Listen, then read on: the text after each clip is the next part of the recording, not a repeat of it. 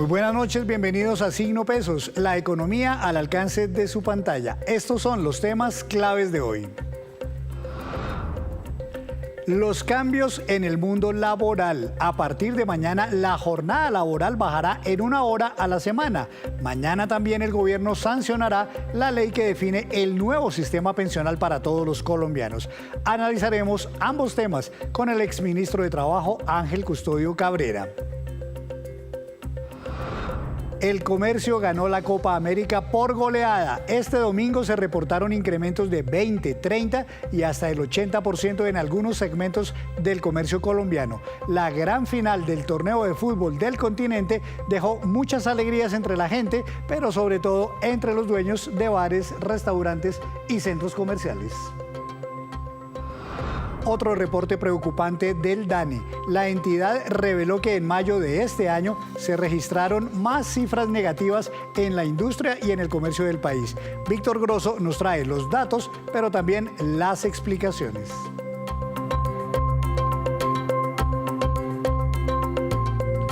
Y comenzamos esta emisión de Signo Pesos hablando de dos noticias importantes sobre el mundo laboral y que tendrán lugar a partir de mañana. La primera tiene que ver con los cambios en la jornada laboral y la segunda con el sistema pensional. Y para analizar estos dos temas, quiero saludar al doctor Ángel Custodio Cabrera, ex ministro de Trabajo. Doctor Cabrera, buenas noches, bienvenido a Signo Pesos. Henry, muy buenas noches. Un cordial saludo para todas las personas que nos acompañan a esta hora de la noche. Gracias, doctor. Hablemos primero entonces de la jornada laboral que nuevamente se recorta un poco a partir de mañana. Veníamos de 48 horas tradicionalmente, pero desde el año pasado ya se bajó 1 hora, quedó en 47 horas. Mañana entonces se reduce de 47 a 46 horas. ¿Por qué, doctor Cabrera, se ha querido reducir la jornada laboral en Colombia y sobre todo de una manera gradual?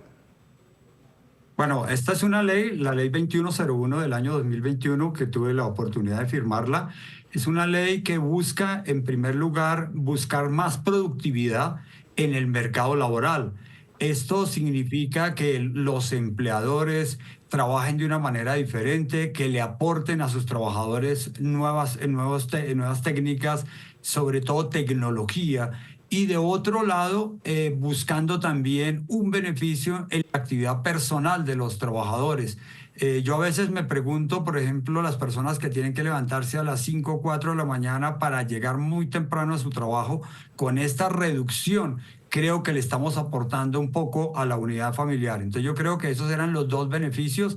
Se pidió a que el Ministerio de Trabajo, que el SENA trabajaran mucho más en la productividad laboral, que generaran más oportunidades técnicas, porque siempre se ha dicho que el que trabaja más debe producir más, y no es cierto. A veces con muy poco tiempo, bien empleado, con técnicas, con tecnología, con elementos de trabajo mejor, podemos rendir. Esos son los elementos con los cuales se buscó de bajar de 48 a 42. Como los empleadores siempre dijeron que eso podía afectar los costos laborales, entonces se hizo de una manera gradual. El año pasado 1 hora, este año que arranca hoy 15, 16, 1 hora más, y a partir del 2024 2 horas, y en el 2026 otras 2 horas para lograr la reducción laboral total de 42 horas. Pues precisamente aquí tenía esos próximos cambios que van a registrarse. El próximo 15 de julio de 2025 vendrá entonces de las 46 horas en que va a quedar aquí a partir de mañana hasta 44 horas, y ya a partir del 15 de julio de 2026 desde 44 horas y quedará definitivamente en 42 horas.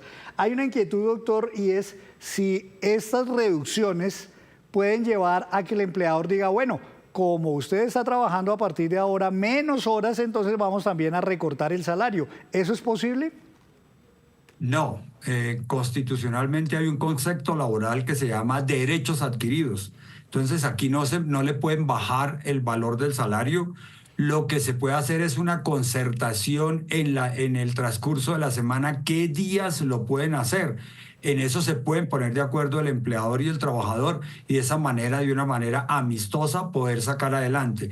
Empleador que no lo cumpla, pues va a tener el Ministerio de Trabajo, el inspector de trabajo para que lo inste a cumplir y en segundo lugar puede ser sancionado con multas que pueden llegar a 5.300 salarios mínimos. Entonces yo creo que más que buscar el cumplimiento es al contrario una armonía laboral.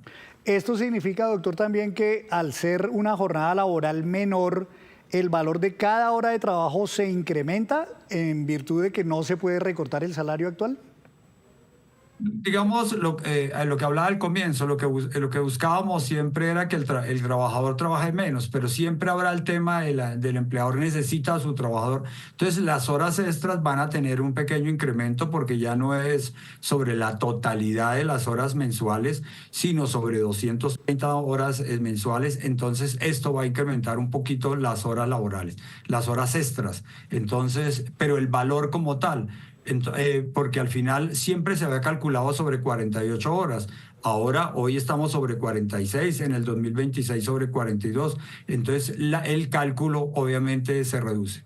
Usted mencionaba, doctor Cabrera, un tema muy importante y es que no por más trabajar la gente es más productiva y pareciera ser que esto está demostrado con estas cifras que encontramos de los países que conforman la OCDE. Colombia tenía una jornada hasta el año pasado de 48 horas, Turquía muy parecida a 47 horas, México 46 horas y no son precisamente los países más productivos. En cambio, miremos por ejemplo Holanda, trabajan solamente 30 horas, Dinamarca 33 horas, esto también es semanal, y Noruega 34 horas y estos sí que son países muy productivos y modelos en el mundo.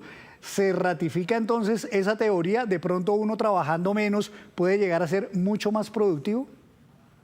Total, y sobre todo con los elementos después de la pandemia que quedaron en el mercado laboral, las formas de contratar.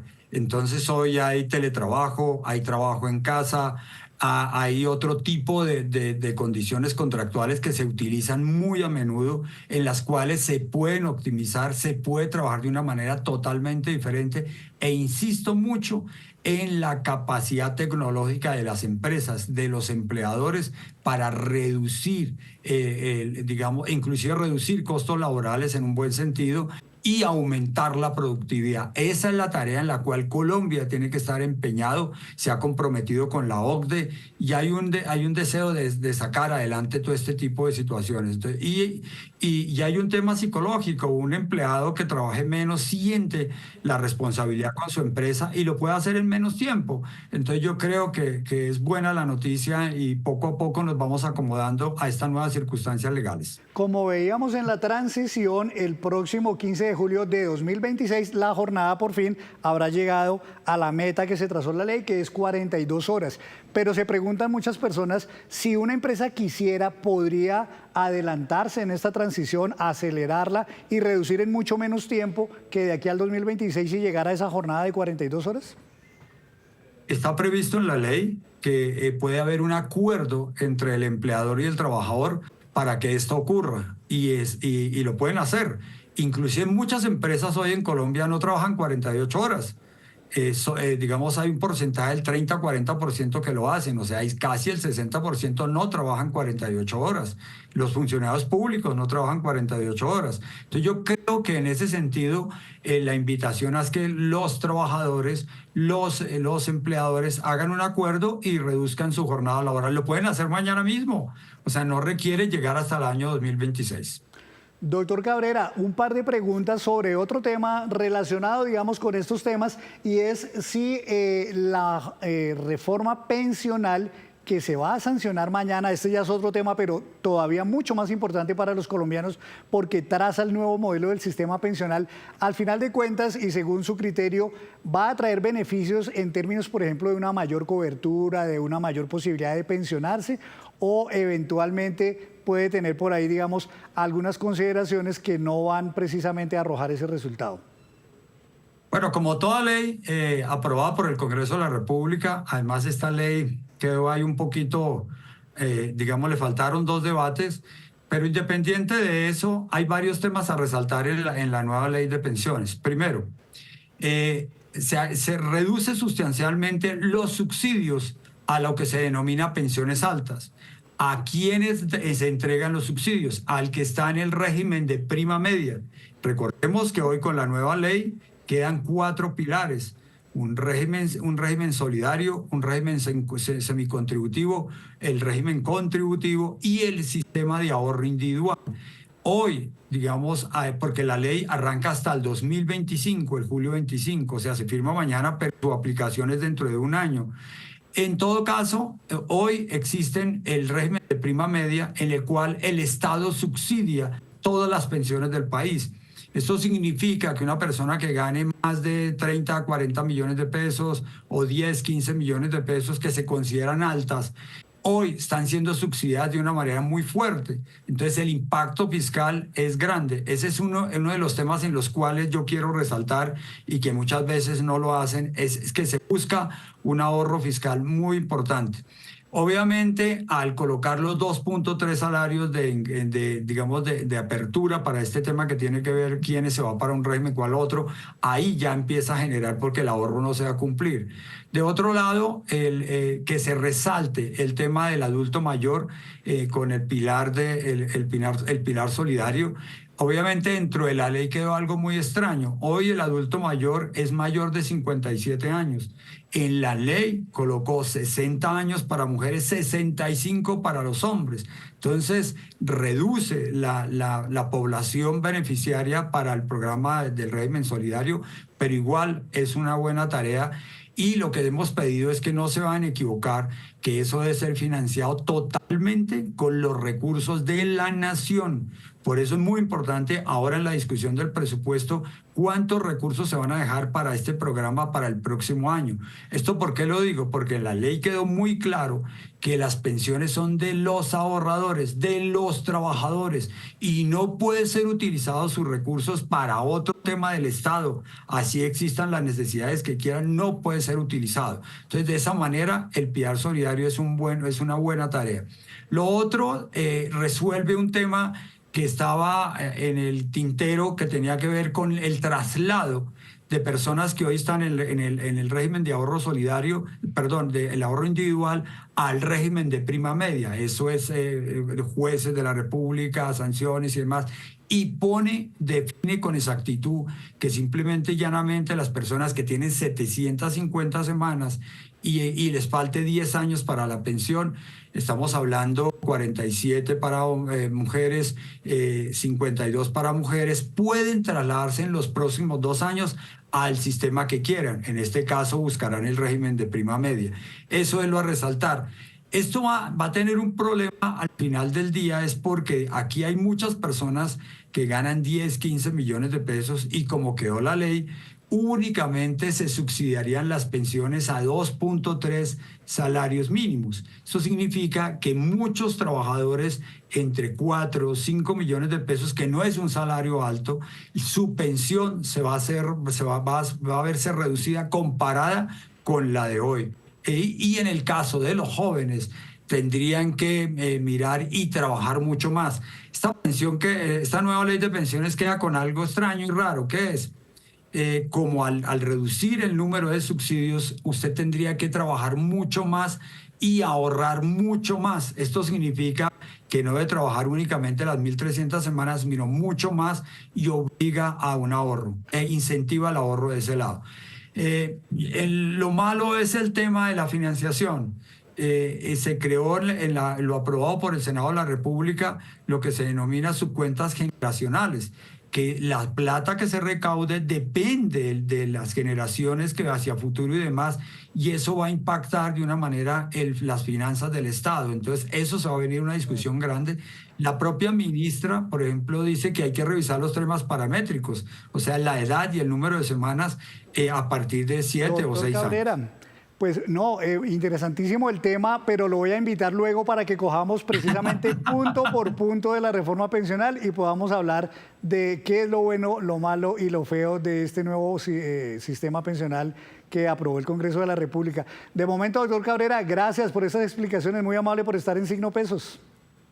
Bueno, aquí estamos a la orden, Henry, y como siempre, con el canal Caracol y Signo Pesos siempre acompañándolos. Muchas gracias, muy amable de su parte, doctor Cabrera. Hacemos así una breve pausa, pero cuando regresemos espere, el mismo Banco de la República desvirtuó hoy varios mitos alrededor de los billetes falsos. Ya nos vemos.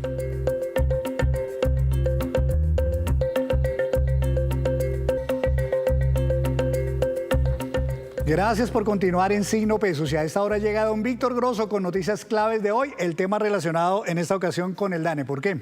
Buenas noches, Henry. Buenas noches para los televidentes. Hoy salieron las últimas cifras de dos de los sectores más importantes para nuestra economía. Importantes porque llevan ya más de un año y medio de contracciones, de malos desempeños, de cifras rojas como ponemos aquí. Le voy a contar el primer sector. Estas son cifras oficiales del DANE, que es la producción de la industria manufacturera. En mayo presentó una contracción en su producción este sector de 3,6%. De enero a mayo la caída es de 3,5%. Es decir, no levanta cabeza este sector. Aquí en esta siguiente gráfica pues vemos el desempeño de algunos subsectores. Digamos, la gran mayoría de los subsectores manufactureros presentaron caídas, sobre todo el segmento de los automóviles, que como hemos reportado también aquí en Signo Pesos, pues es uno de los más afectados por la desaceleración de la economía. Y el otro sector es el del comercio minorista. Las ventas de los comerciantes minoristas en mayo cayeron 1,7% y en el año corrido tuvieron una contracción del 3%, más de un año y medio con disminuciones en sus ventas los comerciantes. Claro que cuando empezamos a ver ya junio y julio por el tema de la Copa América y la Eurocopa, eso lo estaremos desarrollando. Estas son cifras oficiales que revela el DANE, pero ya hay unos preliminares que nos está entregando el propio sector comercial como Fenalco, que muestran que como que la cosa empieza a recuperarse. Pero hasta mayo, digamos que las cifras muy negativas, y aquí pues también vemos un desempeño por subsectores negativo en varios de estos segmentos. Así que las altas tasas de interés, la desaceleración de la economía siguen golpeando a estos dos sectores. Pues interesante lo que usted mencionaba, don Víctor, porque es que precisamente le tengo esta noticia que hace un balance sobre el comercio y la Copa América. Y es que, mire, a propósito del comercio, este sector tuvo un breve respiro de esa mala racha que usted mencionaba y que traía. A raíz de la Copa América, las cosas empezaron a mejorar. A la final, pues se registran importantes incrementos en las ventas, por ejemplo, en bares, en restaurantes y en centros comerciales. Laura Rojas nos averiguó cuáles son esas cifras. El comercio sintió un alivio durante este fin de semana futbolero y el balance es muy positivo, pues hubo un aumento considerable en sus ventas. El hecho de que los colombianos buscaron planes especiales para ver la final de la Copa América en familia o con amigos dejó grandes ganadores a los restaurantes, bares y centros comerciales. Un alivio que equivalió al 10% de ventas por encima de un mes normal. Los centros comerciales, con sus estrategias y variedad de entretenimiento, también lograron llenar esos espacios. Con estas actividades futbolísticas hemos visto un incremento aproximadamente del 30% en nuestras ventas, principalmente en las categorías de gastronomía. El tráfico sin duda aumentó. Eso nos va a permitir, con la ayuda de Dios, llegar de pronto a las cifras que teníamos de tráfico del año pasado. Y mientras que para algunos el retraso de 1 hora y media para el arranque de la final de la Copa América fue eterno y lleno de incertidumbre, para otros fue sinónimo de mayores ganancias. Es un alargue de hora y media, más el alargue del medio tiempo significó más consumo en muchos restaurantes y bares y por supuesto en las casas y sitios públicos donde se congregó la gente a ver la selección. Según Fenalco, para los comerciantes de implementos deportivos, las ventas aumentaron un 80%, especialmente en las principales ciudades del país como Bogotá, Medellín, Barranquilla y Cali. Prendas de vestir deportivas. Las camisetas oficiales, por ejemplo, en muchos sitios se agotaron. Las ventas informales de prendas, de souvenirs, de camisetas, de gorras, hicieron su julio. Sin embargo, como la Copa América, el cuarto de hora de los comerciantes también recibió el pitazo final, aunque ahora la fe está puesta en otras fechas especiales que se avecinan, como Amor y Amistad, Halloween y más allá, las fiestas decembrinas, que siempre ayudan a aumentar las ventas y desde ya obligan a preparar nuevas estrategias para atraer la clientela. Y antes de despedirnos, los dejo con este dato. El Banco de la República desmintió hoy varias cosas sobre billetes falsos en el país. Primero, no es cierto que estén circulando billetes llamados 5G, como los bautizaron en las redes sociales, y que supuestamente son muy difíciles de identificar. Y segundo, no es cierto que un billete falso se pueda detectar usando, por ejemplo, marcadores especiales o mojando los billetes, como tampoco frotándolos ni raspándolos contra superficies ásperas. Como decían las abuelas, no crea en cuentos chinos. Así terminamos por hoy. Los esperamos mañana con una nueva emisión y toda la información económica que usted necesita saber. Esto es Signo Pesos, la economía al alcance de su pantalla. Buenas noches.